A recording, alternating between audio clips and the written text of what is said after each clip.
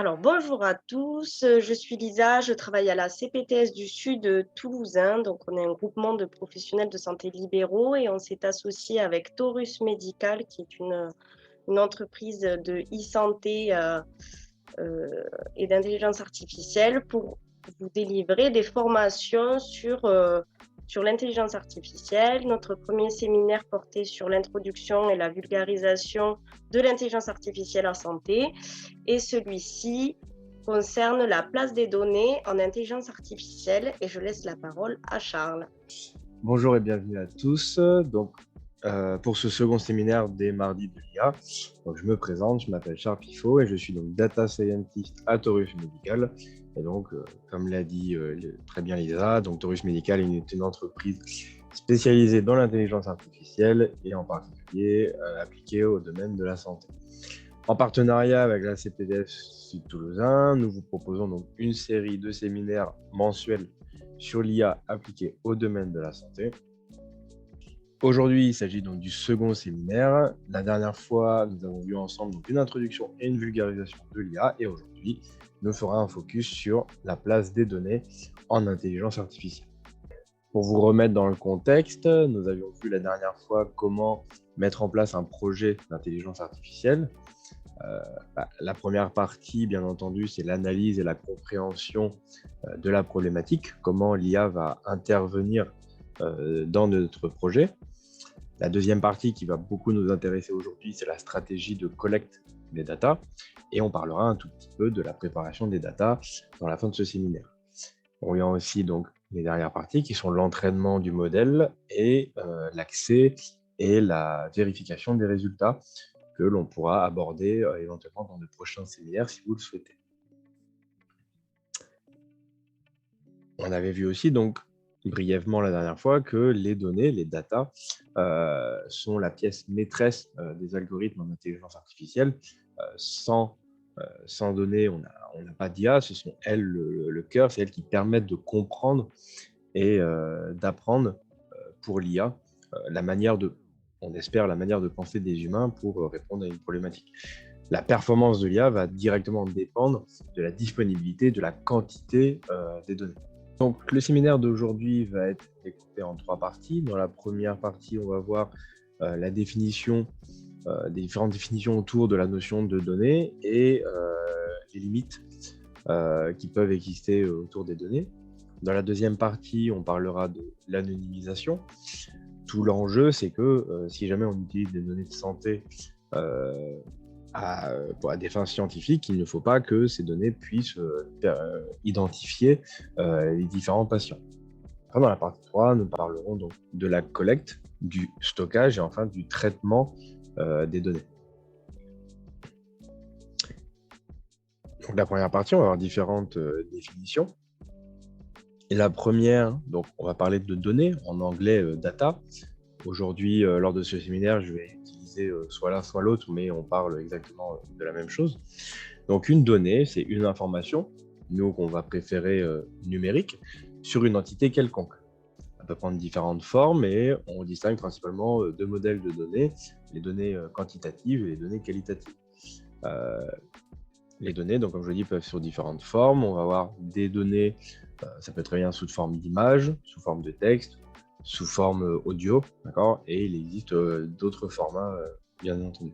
Alors, ce qui va nous intéresser plus particulièrement aujourd'hui, ça va être la notion de données personnelles. Donc, pour ça, je vais utiliser la définition de la CNIL. Donc, une donnée personnelle est une donnée se rapportant à une personne physique identifiée ou identifiable. Une personne physique, je peux l'identifier de deux manières différentes, soit directement par son nom et son prénom, ou de manière indirecte par un numéro tel que le numéro de téléphone, la plaque d'immatriculation, ou encore le numéro de sécurité sociale.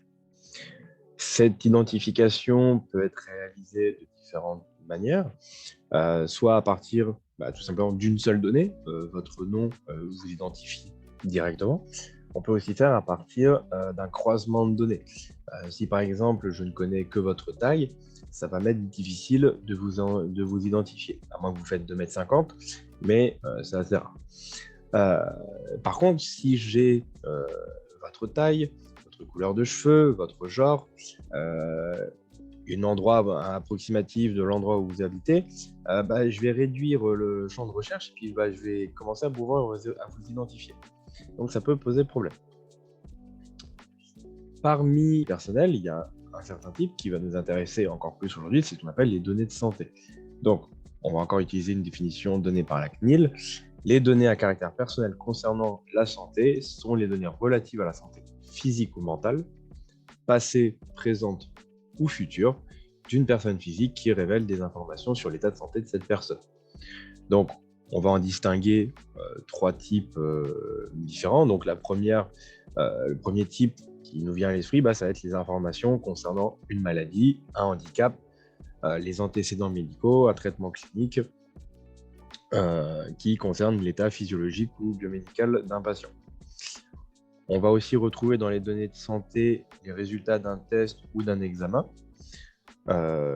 sanguin, par exemple, tout ce qui va être des données génétiques ou d'échantillons biologiques. Enfin, on va aussi retrouver toutes les informations qu'on va collecter lors d'une inscription en vue de bénéficier de services de soins de santé ou de la prestation de ces services. Typiquement, si vous allez chez le dentiste, que vous vous inscrivez chez lui, il va falloir qu'il vous rentre dans son système. Ce sont des données, a priori, votre nom, prénom et toute information qui vous concerne sont des données personnelles qui ne concernent pas directement votre santé, mais vu que vous allez vous inscrire dans un cadre médical, ces données deviennent des données de santé et sont par extension soumises à la même réglementation.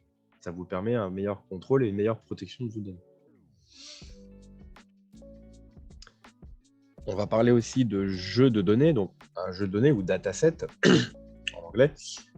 C'est un ensemble de données qui portent sur des entités de même nature. Par exemple, ça va être un ensemble de photos de différents animaux, un jeu de données qu'on va retrouver assez classiquement pour entraîner des IA qui sont capables tout simplement d'identifier différents animaux sur des photos.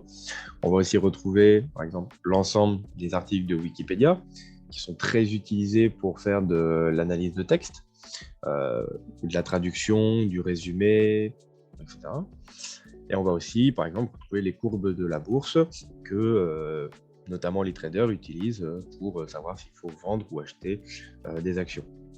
Alors pourquoi je vous parle de jeux de données, c'est qu'il faut aussi faire très attention, parce que des fois, juste des données, un ensemble de données qui vous concernent, mais qui ne permet pas de vous identifier, à elles seules, comme je l'ai dit, ne permettent pas de vous identifier. Par contre, si vous êtes dans un ensemble de jeux de données et que je commence à faire des statistiques sur ce jeu de données et que je le regroupe avec d'autres jeux de données présents sur Internet, je peux peut-être pas vous identifier concrètement, mais en déduire différentes caractéristiques sur vous. Par exemple, si le jeu de données contient des tailles, si je fais une étude de statistique et que je compare cet ensemble de tailles avec la répartition dans le monde des tailles qui existent, je vais peut-être pouvoir en déduire vos origines ethniques ou vos origines, ce qui pose évidemment problème. Donc là aussi, les jeux de données, il faut faire attention. Alors, on va parler aussi donc de la CNIL. Donc, la CNIL, c'est la Commission nationale de l'informatique. C'est une autorité administrative française et elle est chargée de veiller à ce que l'informatique soit au service du citoyen et qu'elle ne porte atteinte ni à l'identité humaine, aux droits de l'homme, à la vie privée et ni aux libertés individuelles ou publiques. Elle a plusieurs missions. La première mission, ça va être d'informer et de protéger les droits. La CNIL répond aux demandes des particuliers et des professionnels. Toute personne peut s'adresser à la CNIL en cas de difficulté. Si jamais elle a besoin de la CNIL, elle peut s'y adresser en portant ce qu'on appelle une plainte.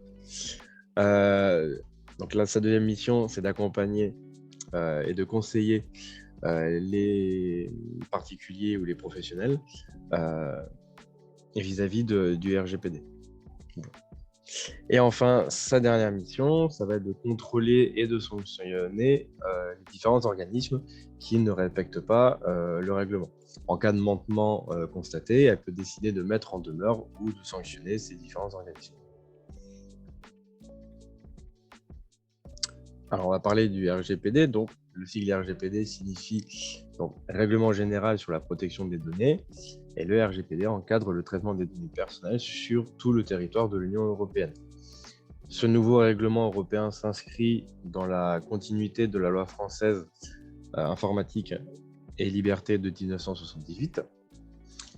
Elle permet de renforcer le contrôle par les citoyens de l'utilisation qui peut être faite des données les concernant. Et enfin, le RGPD permet d'harmoniser les règles au niveau de l'Europe en offrant un cadre juridique unique aux professionnels. Il permet de développer leur activité numérique au sein de l'UE en se fondant sur la confiance des utilisateurs. Chaque pays de l'Union européenne a sa CNIL à lui, qui va être la police des données, et la RGPD, c'est ni plus ni moins que la loi des données. Alors, pourquoi on veut vous protéger vos données personnelles? Il y a des risques, évidemment. La divulgation ou la perte de données personnelles peut avoir de graves conséquences sur vos vies, et ces conséquences peuvent être d'ordre moral. Vous n'avez pas forcément envie que tout le monde soit au courant de votre état de santé. Cela peut porter à différentes discriminations. Ça aussi a des conséquences physiques. Dans le cas de perte ou d'altération des données personnelles, ça peut impliquer un risque sur la qualité de vos prises en charge. Et enfin, on peut avoir un risque financier vis-à-vis des banques, des mutuelles et des assurances. Si jamais votre assurance est au courant que vous avez tel ou tel risque médical, elle va a priori, peut-être suivant les différentes assurances que vous souscrivez, mais vous faire un tarif plus élevé. Pour éviter ces fuites de données qui permettraient de vous identifier, on va faire ce qu'on appelle de l'anonymisation. On va donner une définition, on va voir que ça a une certaine limite, que si on anonymise trop, cela peut aboutir à certains paradoxes. Et pour contrer ce paradoxe, on va utiliser ce qu'on appelle la pseudo-anonymisation. Donc, pour ceux qui sont présents ici et qui sont familiers avec les essais cliniques possèdent aussi une phase d'anonymisation, et l'anonymisation en intelligence artificielle est une procédure qui va être très similaire. Donc, tout simplement, l'anonymisation des données permet de protéger l'identification des patients via leurs données personnelles. Donc, avant que, par exemple, Taurus Medical reçoive les données, vos données personnelles pour les utiliser par une IA, toutes les données qui permettent d'identifier une personne doivent être supprimées. Pour cela, on a deux grandes méthodes. Tout simplement, on va supprimer les données d'identification, telles que le nom et le prénom. Il est hors de question que ces données apparaissent. Et enfin, comme je vous l'ai dit, des fois, ce n'est pas juste une donnée qui vous permet de vous identifier, mais un regroupement d'informations. Donc, pour éviter cela, on va tout simplement supprimer toutes les données qui sont a priori non pertinentes à la résolution de la problématique pour laquelle l'IA a été développée. Alors, anonymiser, c'est bien, mais si on anonymise trop, ça peut induire un biais dans les données. Je vais vous décrire un paradoxe qu'on appelle le paradoxe de Simpson. Imaginez, vous êtes donc atteint vous avez une tumeur et vous souhaitez la traiter.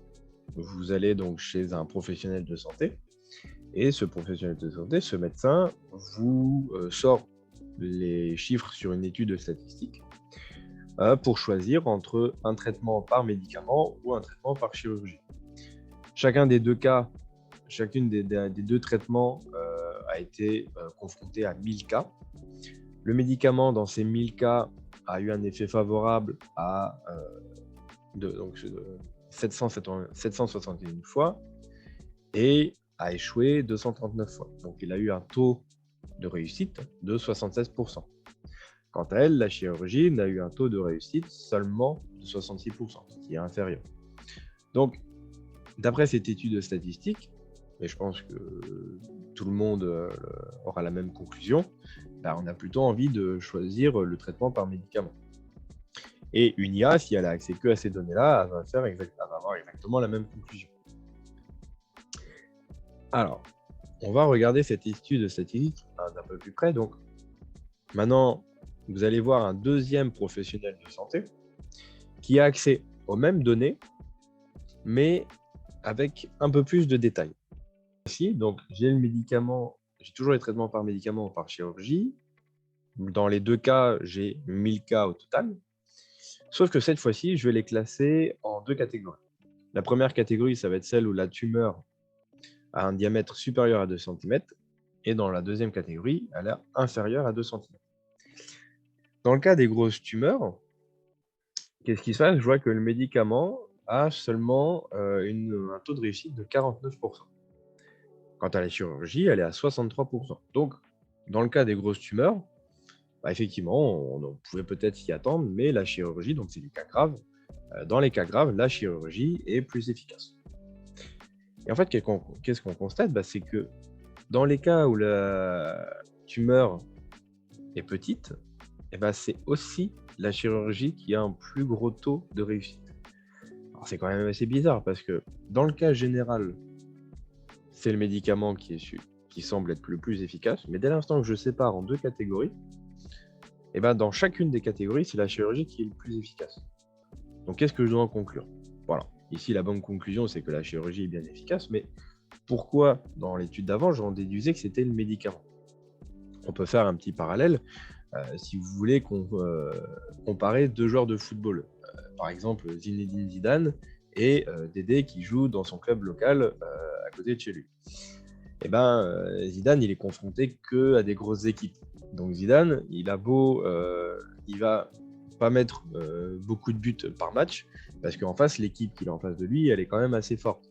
Par contre, Dédé, lui, il joue contre des petites équipes, il met un peu plus de buts en moyenne par match, mais bon, c'est pas très difficile, quoi. Donc en fait, c'est un peu l'idée. Donc si on regarde bien cette étude de statistique, en fait, on voit que la chirurgie, on lui a donné tous les cas difficiles. D'accord? Donc la chirurgie, c'est une Zinedine Zidane qui joue que contre des grosses équipes. Ok? Voilà. Donc, on voit que trop d'anonymisation, en fait, si je supprime trop d'informations dans mes données, je vais induire ce qu'on appelle un facteur de confusion. On va introduire un facteur de confusion et ça pose problème. Donc, pour contrer ça, on va faire ce qu'on appelle de la pseudo-anonymisation. Donc, il y a deux manières de faire. Donc, imaginez que mes données brutes, ça soit la colonne de gauche, dans les deux cas, d'accord? Je vais avoir ce qu'on appelle la randomisation. C'est-à-dire, imaginez que ma colonne de gauche représente différents âges, d'accord? Ce que je vais faire, c'est que je vais rajouter un petit bruit dans les données. Par exemple, le 40 en 42, le 20 en 19, etc. Effectivement, si moi, je reçois comme données que vous avez 42 ans, alors qu'en réalité, vous avez 40 ans, pour moi, ça va être beaucoup plus compliqué de vous identifier. Et par contre, pour une IA, dans l'idée, les risques qu'un patient de 40 ans vis-à-vis de telle ou telle maladie, ça va avoir des risques similaires que quelqu'un qui a 42 ans. Donc pour l'IA, ça ne va pas changer grand-chose. Une autre manière, c'est ce qu'on appelle la généralisation. En fait, l'IA, elle, ce qui l'intéresse en réalité, c'est pas tant la valeur de ces données-là, ça va être l'arithmétique et l'ordre dans lequel elles sont. Parce que en fait, ce que je vais faire, c'est que peu importe les données que je reçois, par exemple, je vais toutes les comprimer entre 0 et 1. Donc en fait, si de base, elles sont ici, par exemple, on va dire entre 0 et 60, et ici, entre 0 et 160, pour mon IA, ça ne change pas grand-chose. Et donc, en fait, ce que je peux faire, c'est ces données-là qui représentent des âges. Ici, j'ai fait une bête transformation, j'ai multiplié par 3 et retranché 4. D'accord? Et si jamais moi, je reçois comme données 158 ans, ça va être, je ne vais pas pouvoir les identifier. Je ne suis pas sûr que quelqu'un ait déjà atteint cet âge-là. Donc, là, on passe à la troisième partie. Donc, on va parler de la collecte, du stockage et de traitement de ces données. Alors, comment établir une stratégie de collecte de données? Tout d'abord, il va falloir donc identifier, comprendre et synthétiser la problématique. Ça va nous permettre de mieux déterminer le type de données nécessaires à collecter. Ensuite, on va définir et établir une stratégie de collecte. quelles vont être les sources de données, le nombre de données nécessaires. On va mettre en place une plateforme d'annotation. Et enfin, on va vérifier que la collecte est réglementaire par rapport au cadre imposé par la RGPD. Donc, il va falloir adapter la stratégie mise en place de manière à ce qu'elle soit en conformité avec la RGPD.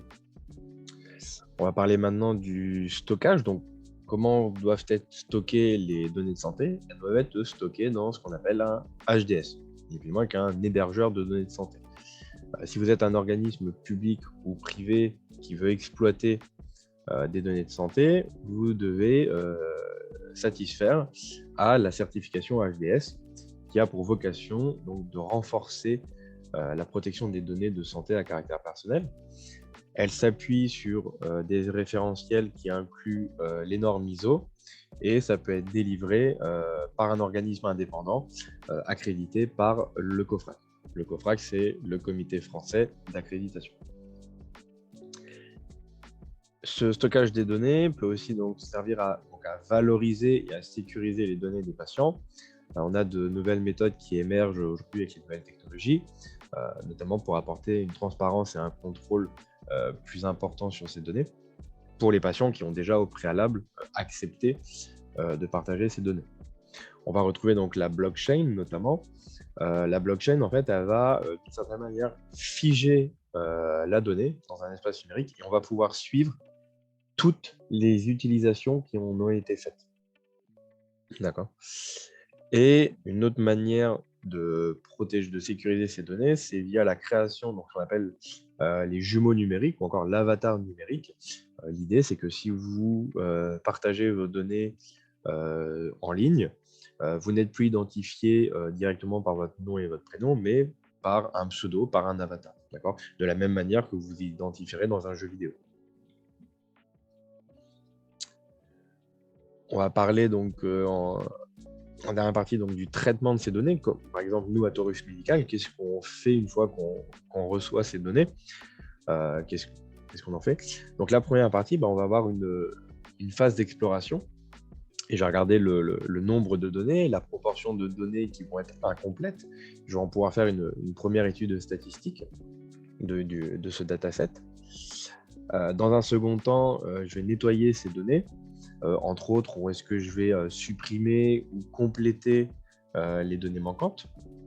Et enfin, on va aussi supprimer les données aberrantes. Des fois, il peut y avoir des erreurs de saisie dans les jeux de données. Et si jamais je garde toutes ces aberrations, je vais biaiser mon IA. Ensuite, il y a une étape de formatage, c'est-à-dire que je vais transformer ces données brutes dans un format qui va se rapprocher le plus possible de ce qu'une IA peut interpréter. Par exemple, si dans les informations j'ai votre genre, homme ou femme, je vais transformer en 0 et 1. D'accord ? Un code postal, je vais le transformer en coordonnées GPS, par exemple. Et enfin, pour finir, je vais procéder à une autre analyse statistique sur ces données déjà nettoyées et on va établir différents graphiques, différentes études statistiques qui vont nous aider par la suite dans le développement de l'IA. Alors, pour résumer un peu ce qui a été dit lors de ce séminaire, on voit qu'il y a une espèce de compromis à trouver, c'est-à-dire que parmi toutes les données personnelles de santé qui existent, il ne faut évidemment ne pas transmettre les informations personnelles qui vous permettent de vous identifier. Mais on a vu aussi que si j'en supprime trop, je peux tout simplement aboutir à une contre-performance de mon intelligence artificielle. Donc, il faut trouver un certain compromis et pour nous aider à ça, les différentes lois, notamment le RGPD, ont été mis en place et la CNIL veille à tout ça. À Taurus Medical, on vous propose un accompagnement pour vérifier et pour vous aider à mettre en place donc, une stratégie de collecte, de stockage et de traitement de vos données pour vérifier qu'elles soient en accord avec la RGPD. Et on fait aussi en collaboration avec la DPO, avec le cabinet DPO Consulting, on fait aussi donc des audits de maturité RGPD pour vérifier la conformité de vos projets. Merci à tous. Le prochain séminaire sera donc en septembre. On fait une petite pause pendant cet été. Il sera probablement à 20h30 aussi en visio. Si vous voulez, n'hésitez pas à scanner le QR code ici pour avoir vos différents retours. Et si vous avez des questions maintenant, n'hésitez pas. Merci à tous.